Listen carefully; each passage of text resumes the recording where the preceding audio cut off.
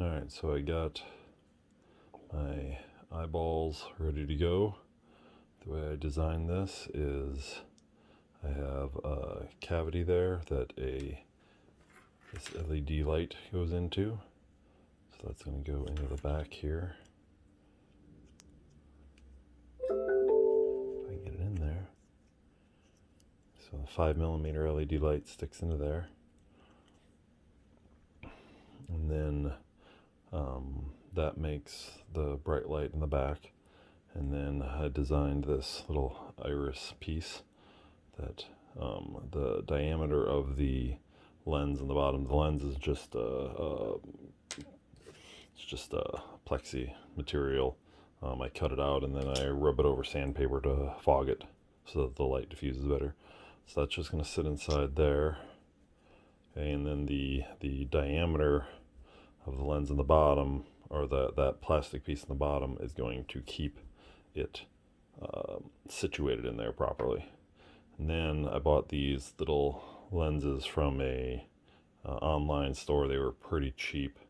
I think I paid $18 or something for 2 of them. But they just happened to be just the right size. So then that sits in there like that and just clicks into place. And I'm gonna have to put a little tiny piece of glue on that to hold them into place, because they kind of don't completely settle, but the pressure of that pushing against the diameter on the bottom keeps it perfectly centered the way I need it to, and I can then sand it down how I need to in order to get it to look right. Then we plug that in to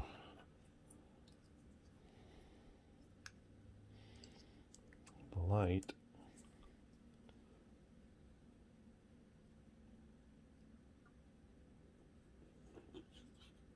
and that gives you the eyeball effect. Gives you a nice depth for the eyeball, and I think it looks pretty cool. It gives the little ring that you see on K-2SO, and yeah, that's how I designed my eyeballs. Oh, and then on top of that, this mounts to the inside of the head. Dang it. And then these rotate that way to allow it to look around, and then it pivots off of this point right here to allow it to look up and down.